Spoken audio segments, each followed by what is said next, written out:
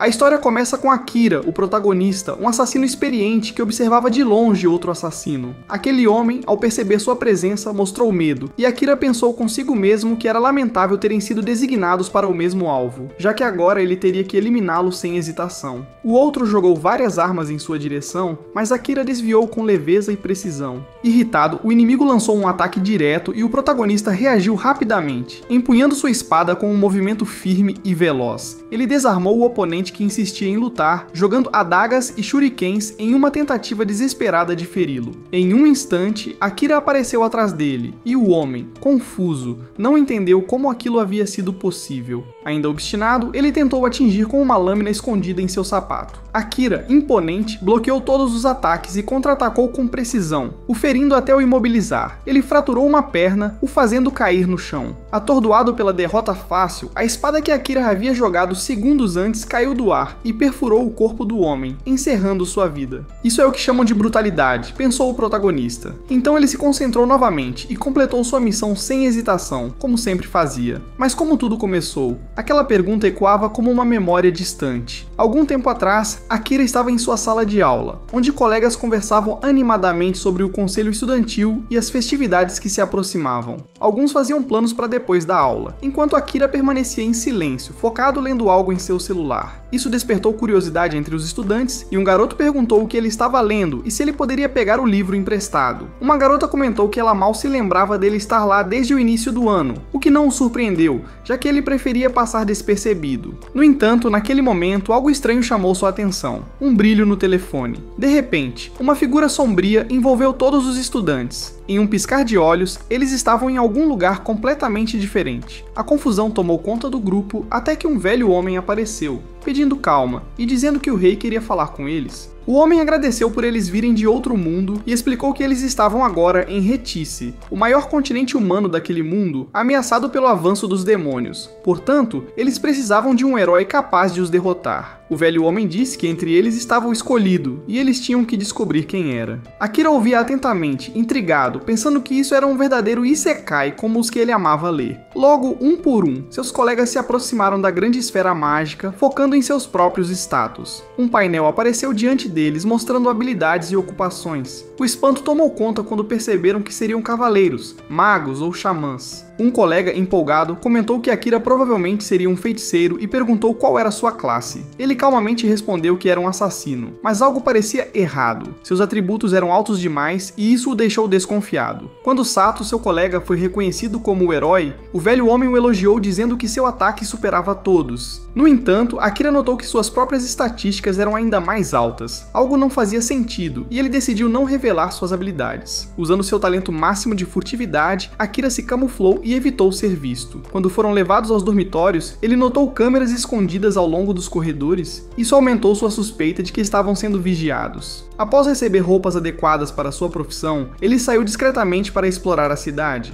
Olhando ao redor, ele confirmou que realmente estava em outro mundo. Ele se maravilhou com sua força física enquanto escalava paredes com facilidade, e usando furtividade, alcançou a biblioteca do castelo. Lá, ele viu o rei falando com a princesa. O monarca perguntou sobre as crianças, e ela respondeu que nenhum deles suspeitava de nada, já que vinham de um mundo sem magia. O rei pediu para ela continuar daquele jeito. Akira, escondido, ficou irritado, convencido de que algo estava errado em toda a situação. Ele pensou em eliminá-lo bem ali, mas decidiu esperar até o dia seguinte. Enquanto todos se reuniam para aproveitar o banquete, Akira permaneceu escondido, refletindo se deveria contar aos seus colegas o que havia descoberto. No entanto, ele sabia que ninguém acreditaria nele. Então um dos estudantes se levantou empolgado, encorajando os outros a fazer o melhor na missão de salvar aquele mundo. Akira apenas observava decepcionado, acreditando que o rei havia enganado todos. Mais tarde, o Capitão Saran apareceu e anunciou que eles seriam treinados como companheiros do herói. Akira decidiu que precisava reunir mais informações e saiu novamente. Invisível no jardim, Saran o surpreendeu perguntando se algo o incomodava.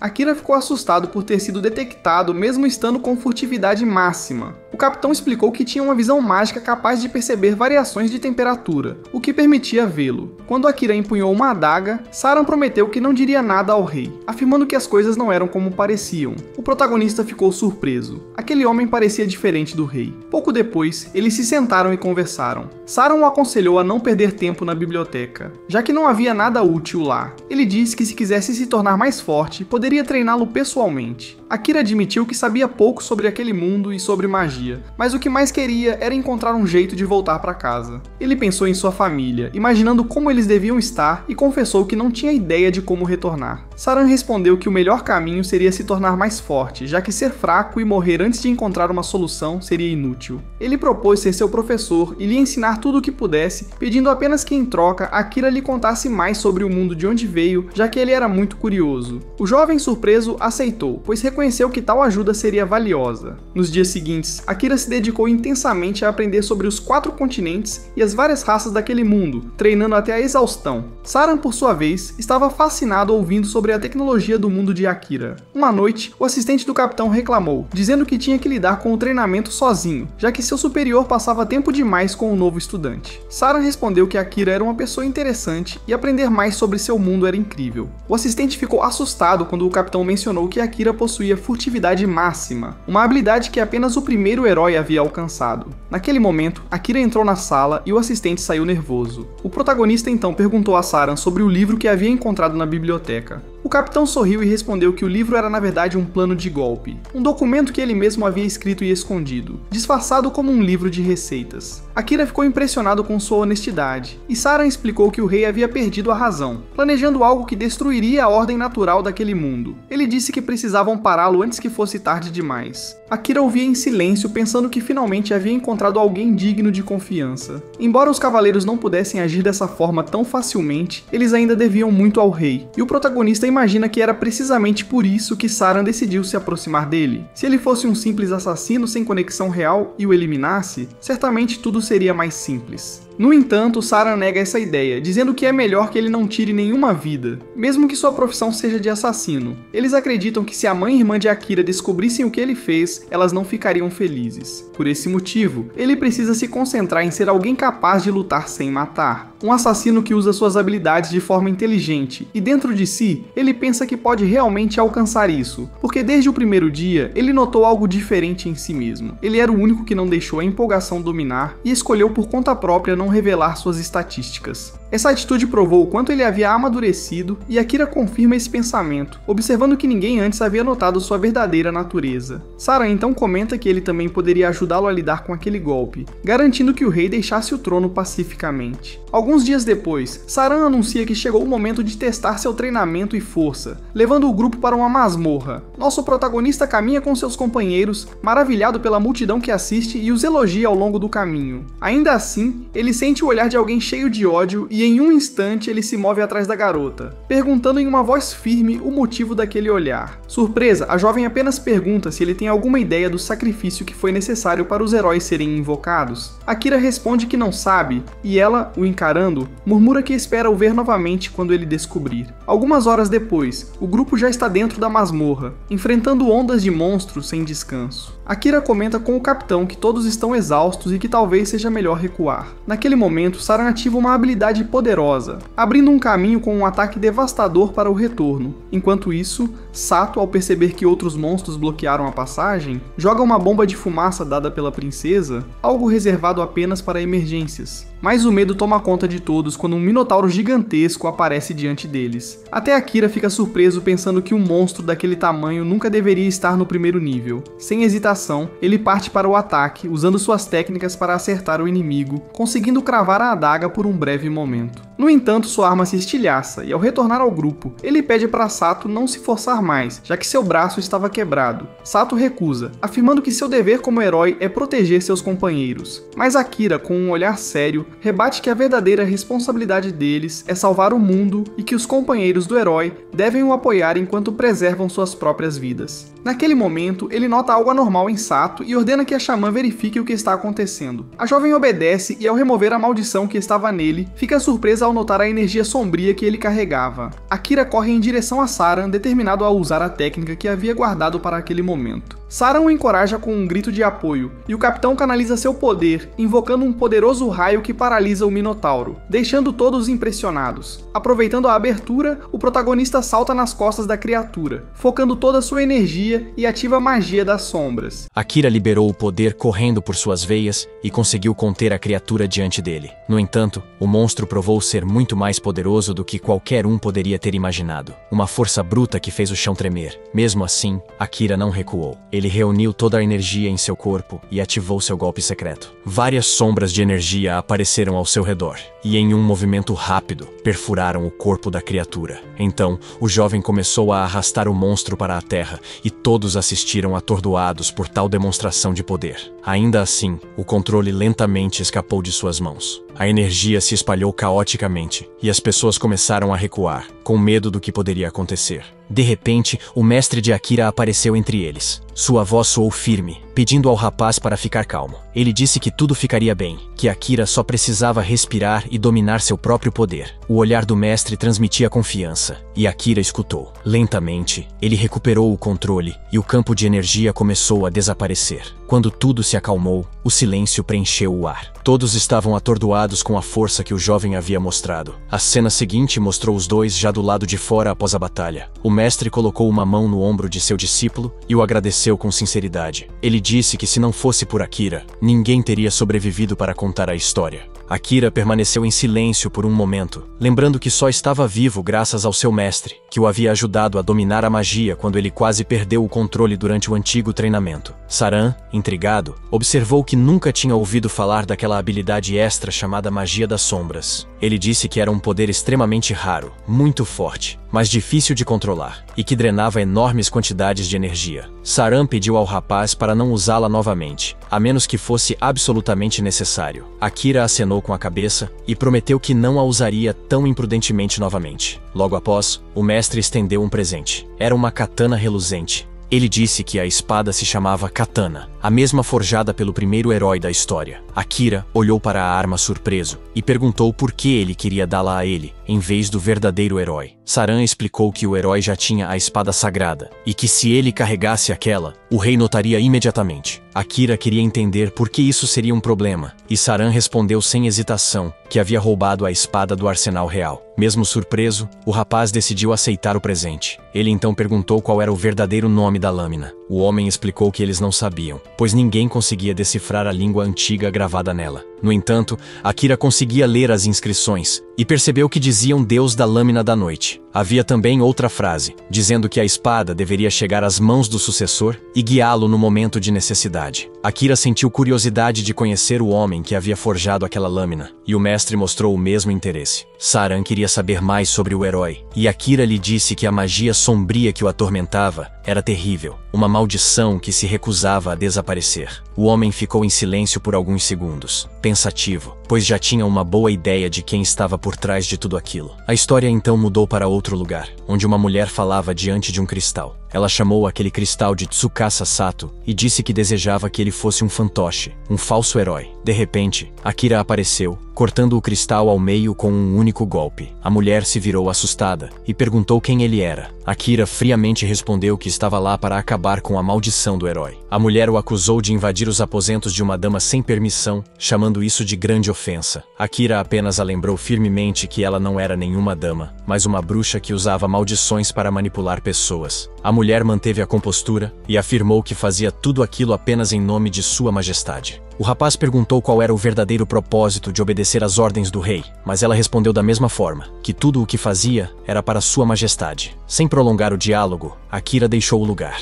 Assim que ele se foi, a mulher abriu uma gaveta e revelou dezenas de outros cristais, cada um com um nome diferente gravado. Enquanto isso, Akira foi até a comandante Saran. Ele lhe contou tudo e disse que ela sempre esteve certa em suas suspeitas. Saran perguntou se a princesa havia visto o rosto do jovem, e Akira respondeu que mal conseguiu conversar adequadamente com ela. Naquele momento, ambos perceberam que a princesa era meramente um fantoche nas mãos do rei. Saran disse ao rapaz para descansar um pouco e avisou que seria melhor não ficar no castelo durante a noite. Akira queria saber por quê, e Saran explicou que a princesa havia começado a lançar maldições sobre todos, exceto no herói. O rapaz tinha um status desconhecido que o protegia temporariamente, mas se ele perdesse o controle, ordenariam sua execução. Saran acrescentou que o procurariam em cada canto do castelo. Akira perguntou se seria repreendido por ter mostrado seu rosto. O comandante apenas sorriu e disse que ele havia sido jovem uma vez também. Ele disse que todos cometem erros e que nunca sacrificaria alguém por tal coisa. Akira acrescentou que admirava Saran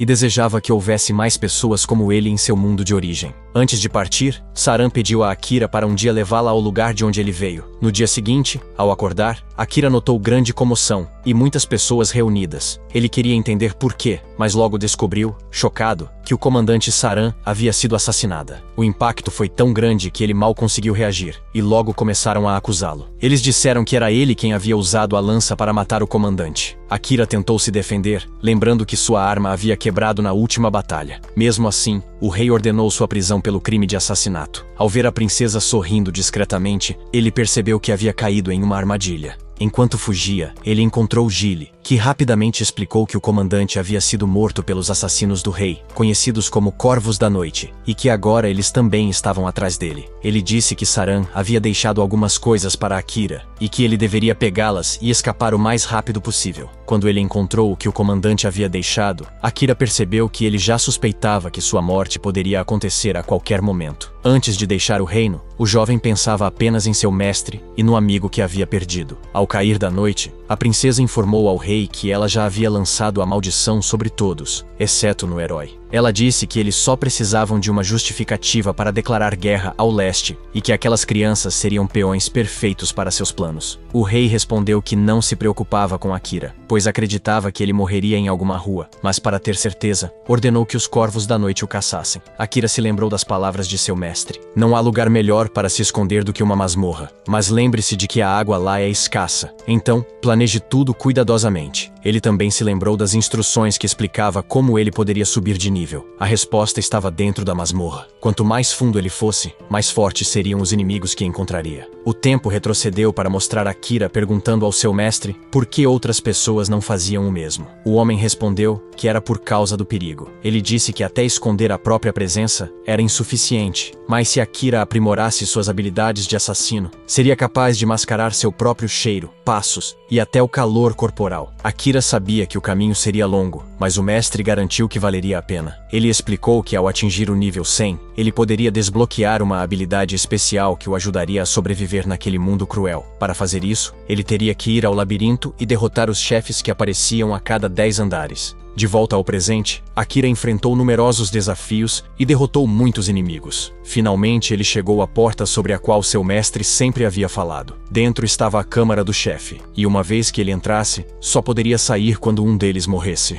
O confronto foi brutal. O monstro era incrivelmente poderoso e feriu Akira gravemente. Desesperado, ele recorreu à sua melhor técnica e começou a perfurar a criatura com múltiplas espadas criadas por magia das sombras. Ele se lembrou das palavras do mestre, que havia dito que ferimentos além dos limites aceitáveis ativariam automaticamente o modo de recuperação, usando reservas de mana de emergência. Enquanto isso, a cena mudou para o herói, que expressou o desejo de enfrentar o Lorde Demônio, mas todos ao redor tentaram pará-lo, temendo o que havia acontecido com Akira. O rapaz entendeu que ele estava testemunhando a maldição da princesa, aquela que o vice-comandante Gilles havia mencionado. Mesmo assim, algumas pessoas decidiram acompanhá-lo. Quando eles saíram, ficaram surpresos ao descobrir que haviam escapado com facilidade. O herói refletiu sobre as palavras do rei, que havia ordenado a todos para lutar contra o Lorde Demônio. Eles pensaram que seria muito estranho se o próprio monarca tentasse pará-los agora. Com um olhar confuso, ele perguntou aos seus companheiros por que eles haviam decidido se juntar a ele nesta jornada. A mulher, com uma voz firme, explicou que tinha resistência natural à magia, então a maldição não a havia afetado. Ela acrescentou que nos últimos dias parecia que outra força estava lançando feitiços sobre todos. Kyosuke então se lembrou de que parte da culpa poderia ser dele. Ele se lembrou de ter destruído alguns cristais misteriosos, e que depois disso, tudo começou a dar errado. A cena mudou para Gilles, revelando que ele havia sido quem controlou o rapaz para quebrar os cristais. Ele explicou que sua manipulação era muito mais poderosa do que qualquer maldição, especialmente quando se tratava de controlar a vontade dos outros. Depois de completar as últimas ordens deixadas pela comandante Saran, Gilles observou o horizonte e desejou boa sorte aos heróis do outro mundo. A narrativa se moveu para Kyosuke, que olhava para o céu com arrependimento em seus pensamentos. Ele reconheceu que deveria ter se juntado a Akira enquanto ainda havia tempo. Maldição ou não, ele pensou que havia falhado em protegê-lo naquele momento. A história retornou ao passado, mostrando o instante em que Kyosuke e Akira se conheceram. A conversa deles foi breve, mas sincera. Eles se apresentaram um ao outro com um aperto de mão e um leve sorriso. Enquanto trabalhavam, Akira pediu a Kyosuke para não contar a ninguém sobre o tipo de serviço que ele fazia. Ele explicou que queria esconder isso até de sua irmã, que estava no primeiro ano. Curioso, Kyosuke mostrou uma foto e disse que sua irmã também estava no primeiro ano. Ambos ficaram surpresos ao perceber que as duas mulheres eram amigas, o que os fez rir naturalmente, como se sua amizade tivesse começado ali. A cena retornou para Akira, que acordou dentro de uma caverna úmida e silenciosa. Ao se levantar, ele notou que seus atributos estavam excelentes e que suas habilidades haviam melhorado muito desde a última luta. Ainda assim, ele achou curioso que tivesse sonhado com Kyosuke sem motivo aparente. Examinando as novas habilidades que havia ganhado, ele notou que sua força havia dobrado. Enquanto caminhava pela masmorra, ele encontrou uma criatura gelatinosa, um slime. Depois de derrotá-lo, ele notou algo estranho dentro. Dentro do corpo translúcido, estava uma mulher elfa inconsciente. Usando uma de suas habilidades especiais, Akira acessou as memórias dela, mas rapidamente desativou o feitiço, chocado com o que viu. Isso é demais para ser verdade, ele pensou, respirando fundo. De repente, a elfa lentamente abriu os olhos. Akira se aproximou e perguntou se ela estava bem. A mulher fracamente respondeu que estava, embora sua energia estivesse quase esgotada. Ele notou que o HP dela estava em apenas 2% e concluiu que qualquer esforço excessivo poderia ser fatal. Observando mais de perto, ele viu que ela possuía a mesma habilidade que ele, o poder de ver a mente de outra pessoa. Quando a elfa leu as informações sobre Akira e viu seu nome, seus olhos se arregalaram antes de ela desmaiar novamente. Preocupado, o jovem a carregou para um lugar mais seguro, onde montou um pequeno abrigo improvisado. Algum tempo depois, ela acordou, e o primeiro som ouvido foi seu estômago reclamando de fome. Akira lhe ofereceu um pouco de água para aliviar a febre e pediu para ela beber devagar. Ela confessou que não conseguia dormir por estar com muita fome. O rapaz abriu sua mochila e lhe entregou um punhado de arroz, dizendo para ela comer o quanto quisesse. Enquanto comia, a mulher perguntou como ele sabia tanto sobre cura. Akira respondeu com um leve sorriso que sua mãe sempre esteve doente e que era por isso que ele havia aprendido a cuidar dos outros desde jovem. O olhar dela mudou para as paredes ao redor e ela notou marcas gravadas nelas, números cuidadosamente ordenados. Akira explicou que fazia aquelas marcações para não se perder na masmorra. A elfa, ainda cansada, o agradeceu e se deitou novamente, prometendo descansar até se recuperar completamente. Quando ela acordou, já se sentia melhor.